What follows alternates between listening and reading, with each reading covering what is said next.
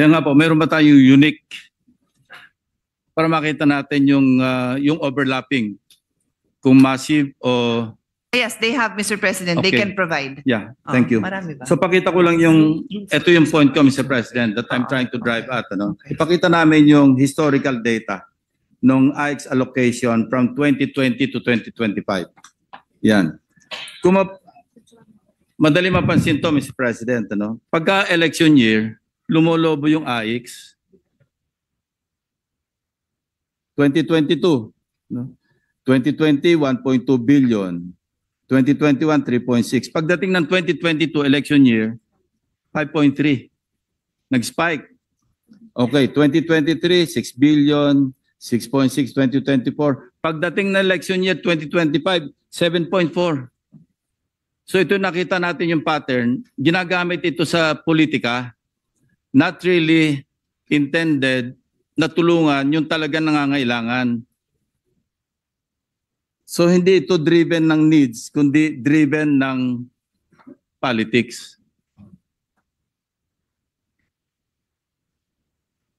Now, how do we correct that? Kaya nga, tinitingnan natin, baka may overlapping. And worse, baka may double.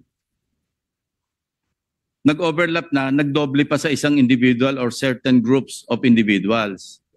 And mamaya, may papakita kong case study, not necessarily case study, but particular or specific instance or instances na talagang naabuso yung AIX in terms of distribution. So Sorry, is there how a do we question? explain that, the pattern? Pag election year, tumataas. Nag-i-stabilize pagka walang eleksyon. Hard to explain, Mr. President. Well, what the secretary says is the trend really is upward. So if you look at the numbers, No, what I'm saying is upward nga, pero sinundan lang yung 2022, nag-maintain siya, pero nag-spike na naman siya ng 2025.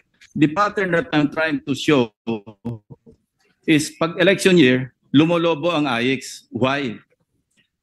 From what I saw this year, Mr. President, because I only handed the DSWD budget this year, yung request ng DSWD nandun talaga. So to speak on behalf of the agency I represent, tatanggapin talaga nila yung request for additional funds kasi they are always requesting. So to answer His Honor's question, baka maraming legislators na nagre-request pag election year, di ko alam, no? Baka ganon ang nangyayari. That's exactly my point, Mr. President. Is But that sila tatanggapin nila. So, but to say, Mr. President, lang na it's politically driven kasi sila, matagal na silang humihingi. Taon-taon humihingi sila.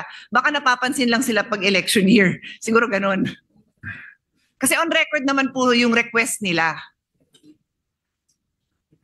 Pero yung AIX, di ba, para mas kinangailangan to nung COVID-19 era. Diyan ito talagang yung parang na-pronounce yung kanilang yung necessity kasi maraming nawalan ng trabaho, may tupad tayo. May AIX kasi talagang crisis situation. Marami nawalan ng hanap buhay. Marami nagsara. Oo. So kung titingnan natin 2020, malaki na nga yun At saka 2021, ito yung COVID period. Yes. The jump is from 1.22 to 3.62 now for the 2021 budget. Could there be more crisis during the pandemic? Well, actually, Mr. President, if I may, if you look at to answer his question, to answer His Honor's question, the jump from 2020 to 2021, which is the first pandemic year, is more than 2 billion, 1.2 to 3.6. So almost 200% ang nadagdag. The following year, 21 to 2022, almost 2 billion din naman ang nadagdag doon. Pero wala nang pandemic Meron pa, sir. 2022 pero naka-mask pa tayo. pababa na, nag-open na yung economy.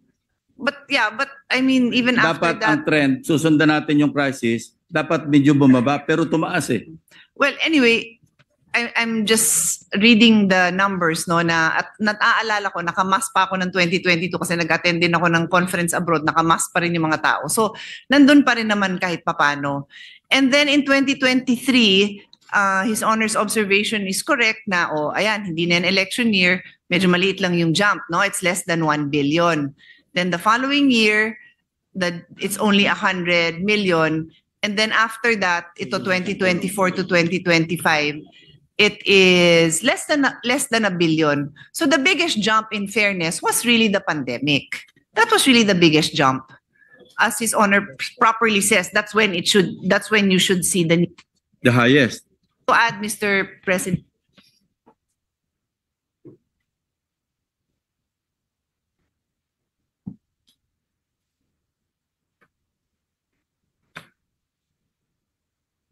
I will not belabor the issue kasi mahirap i-defend yan, Mr. President, kasi kitang-kita naman yung pattern.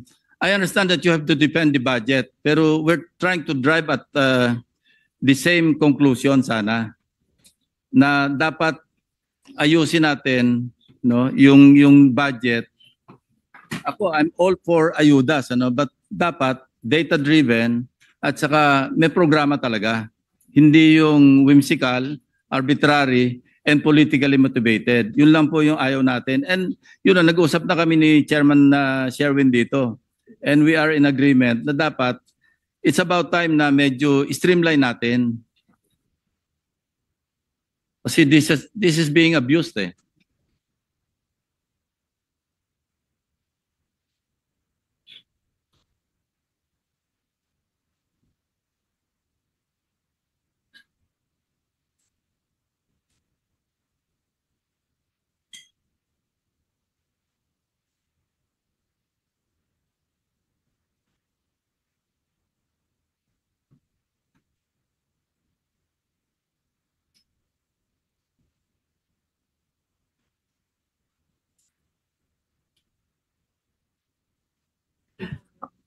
Mr. President, just for the record, no, we were reading from the numbers under client served.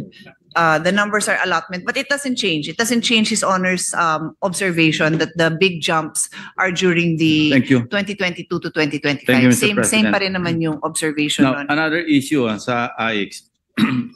Meron kaming data rito ng as of September 2025, yung highest AIX allocation. Number 1, Davao City, 2nd District. Number 2, Davao City, 1st District. Number 3, Batangas 1st. Antique, Lone District. Bukidnon, 3rd District. Cagayan, 2nd District. Cagayan, 3rd District. Albay, 2nd District. Pampanga, 3rd District. And Zamboanga, 2nd District. Now, ang lowest, Sulu, 2nd District. Yan ang pinakambaba. Ito naman ang lowest 10. No? Sulu 1st, ayan, nandyan din. Yan. Okay. All the way down to Negros Occidental, 3rd District. Ang tanong ko, anong crisis meron sa Davao City na wala sa Sulu? Anong crisis meron sa Batangas na wala sa Sultan Kudarat? Anong crisis meron sa Antique na wala sa Negros Occidental? Anong crisis meron sa Bukidnon na wala sa Tawi-Tawi? Anong crisis meron sa Cagayan 2nd and Cagayan 3rd na wala sa Sultan Kudarat 1st and Makati 1st? So, Mr. President, let's be clear. The crisis referred to in AIX are personal crises. So, if a father, I'll use an example. I was in a conference. I was gone for 2 days. I was in Hong Kong, liver cancer conference.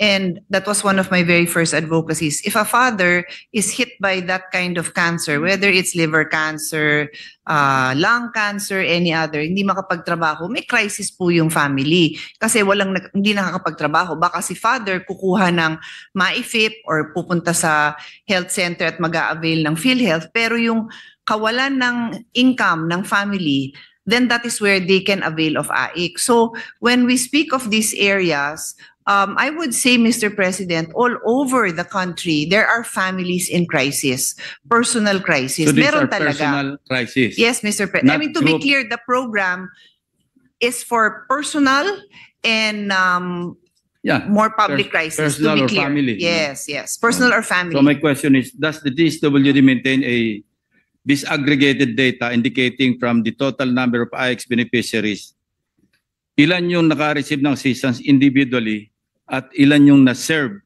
through group distributions? Marami po ito, yung group distributions. Hindi ito individual. Kasi kung stopgap intervention for individuals ang sa crisis situations, bakit mayroong mga gathering of beneficiaries, groups, and mass na nagko-conduct ng distribution in large public setting? May program pa. May senador minsan, may congressman na nandun na dapat wala silang pakialam doon kasi wala naman silang pakialam sa implementation. I would not question it kung DSWD personnel ang nandun or even local officials, but not senators and congressmen. Ito yung panggrupo eh. Magpunta kayo doon sa lugar na individual ang distribution. Wala masyadong congressmen, wala masyadong senador doon. Magpunta kayo sa large gathering na distribution. Yung group beneficiaries, nandoon ang mga legislators. So what does that tell you? It's all political, Mr. President. So, Mr. President, I asked the secretary to explain to me the difference between the individual and group. We call it group or mass payouts. Yung mass payouts, yun yung mga lugar na wala naman silang opisina doon. So lumalapit sila sa tao. And yes, it is generally, it would be a politician who would request for the constituents and they would help organize the logistics. So whether it is in a, what do you call this, a covered court, kung saan man, pero DSWD officials are always there.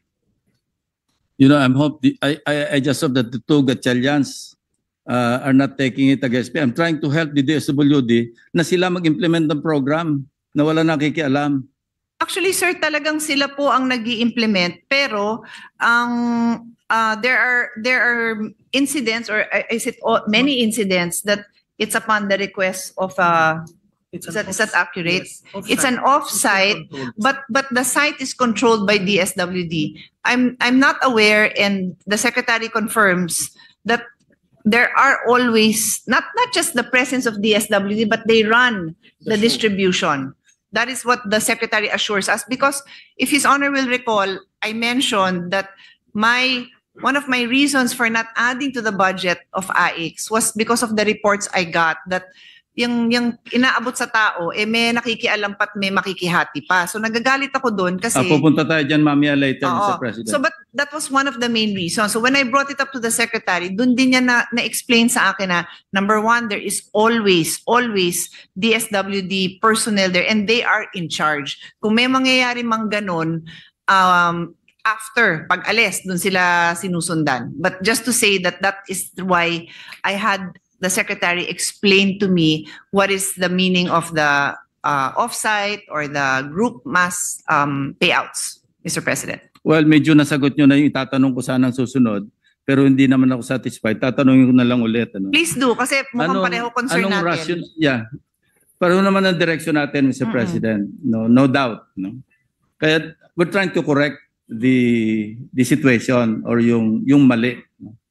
Ano yung rationale ng gathering beneficiaries en masse para mag-conduct ng distributions in large public settings? Ang tingin ko rito, I'll make my own conclusion. Ano? Ito yung tina-turn natin yung programa into a political event.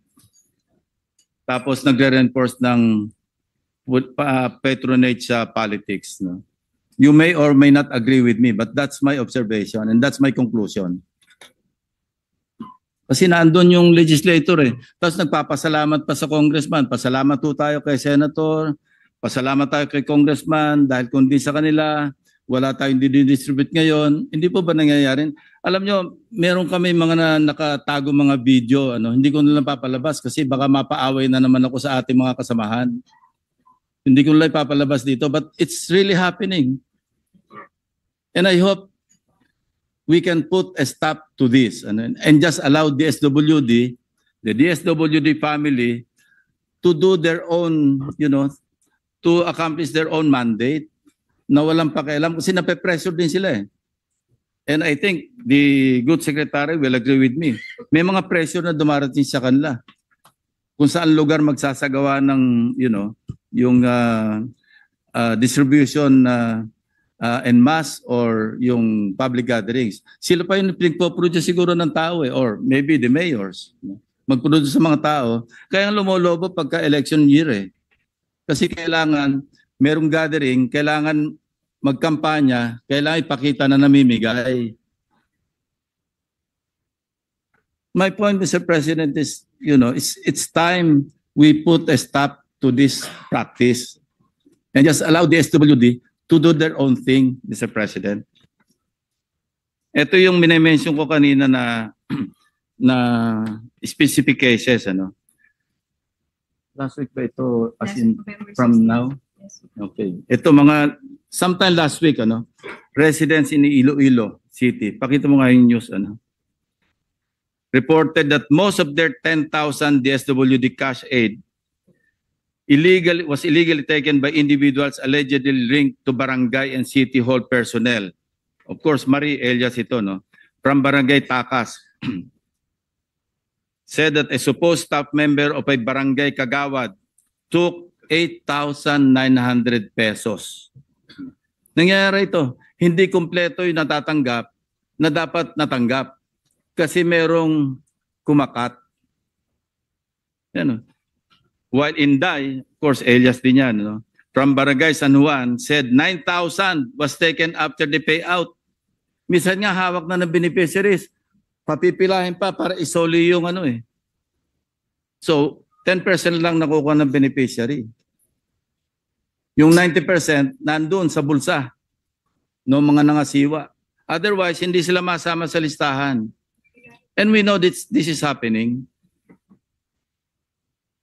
Kaya nga ang importante, Mr. President, like the 4Ps, dapat talaga may data May programa, meron tayong datos, meron tayong pag-aaral, meron tayong pinapag-graduate, nakagraduate yung anak kasi merong educational assistance, nakapaloob doon sa 4Ps, etc., etc. Pero doble-doble na nga Meron na tayong educational assistance under 4Ps. Meron pa tayong educational assistance under AIX. Meron din tayong medical assistance under 4Ps. Meron pa tayong MAIF. Yung MAIF, guarantee letters yan ng politiko. As much as 100,000. Ba't hindi na lang natin ilagay sa programa ng universal healthcare? Para naman makagraduate tayo from low or medium to high end. Kasi ngayon parang I understand bumalik pa tayo from medium, bumalik pa tayo sa low Kasi kulang ng pondo. I'm not trying to lecture here, but these are all relevant information that we are sharing with the body para na sa gayon makorek natin, maremedyohan natin yung mga malpractices, if I may say that.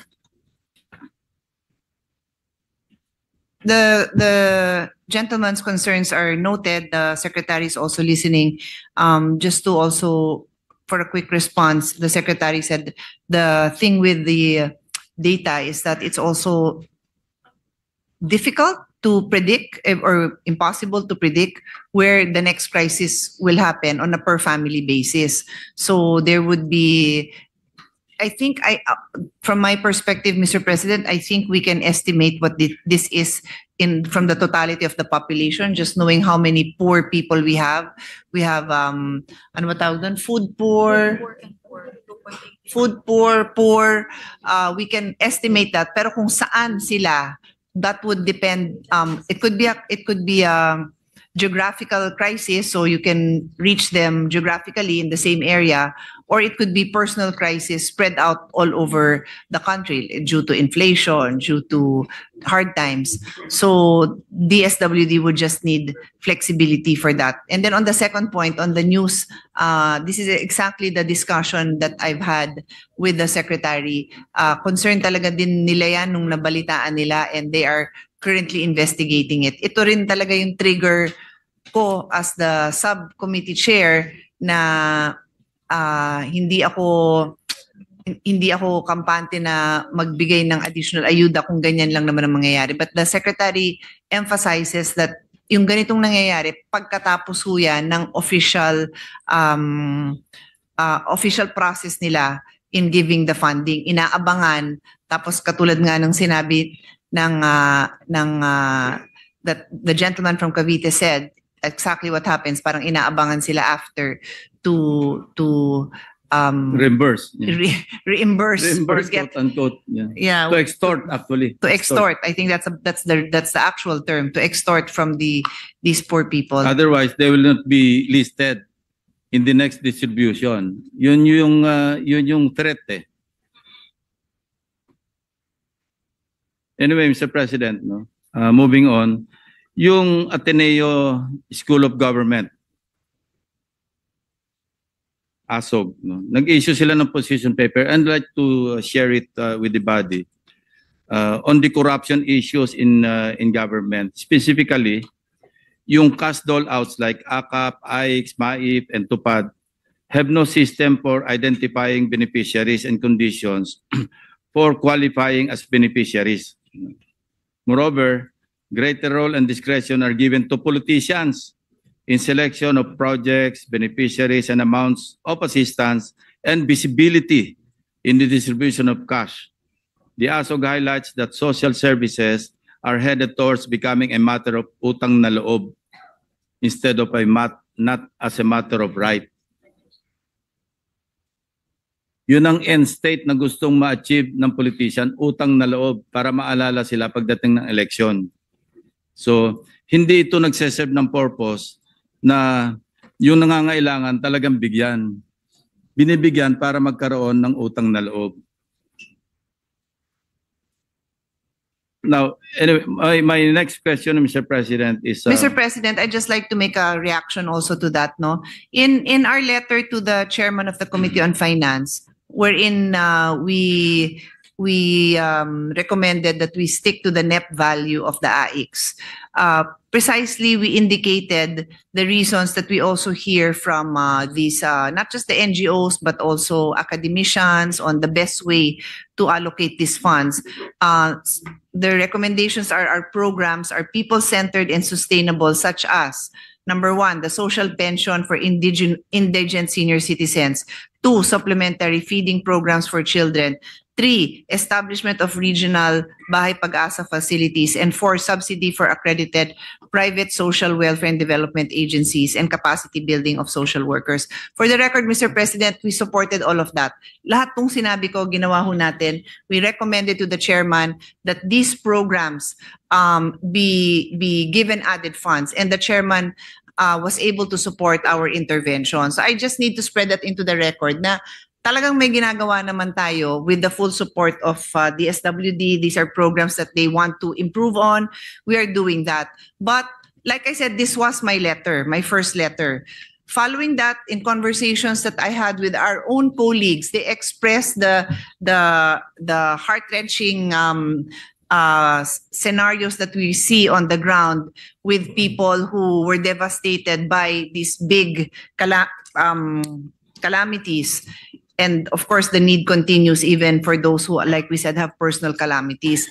Thus, as I said, the body can decide if they still want to add to the AIX. That's for the body to decide, Mr. President. Kasi talagang humihingi pa ng pondo ang DSWD, despite us being able to also provide more support in these programs. And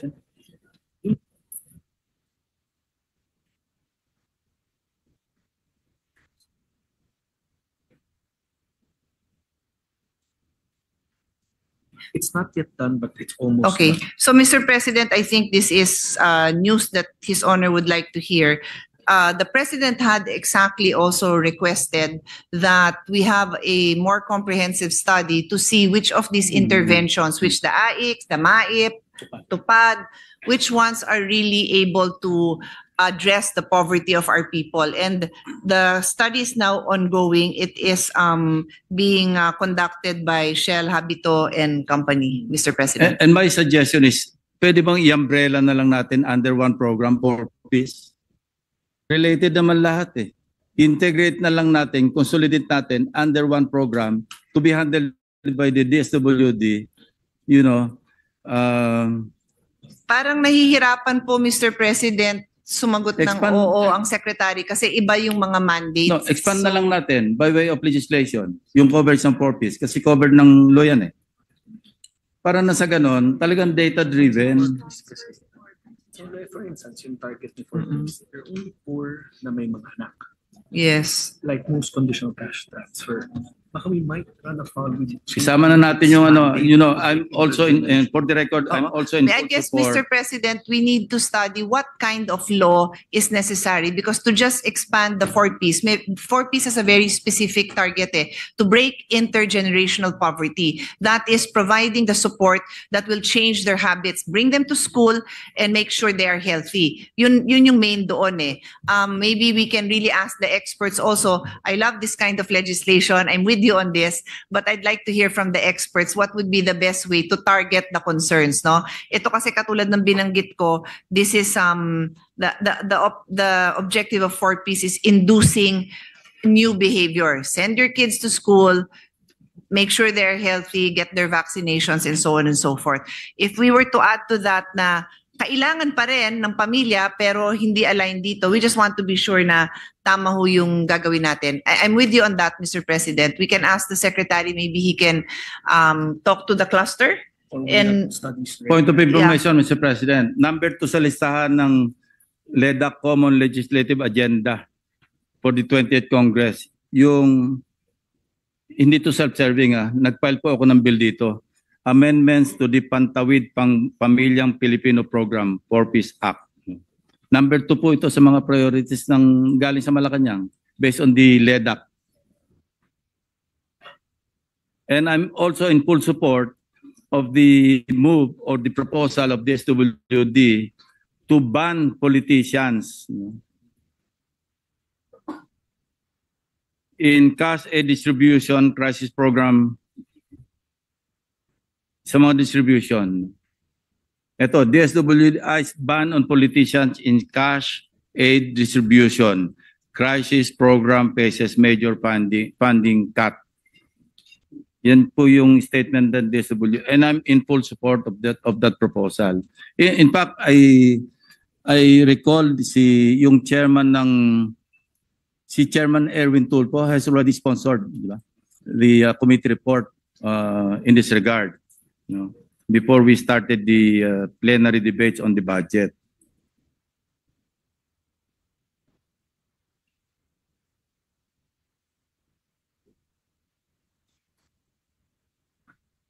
Yeah.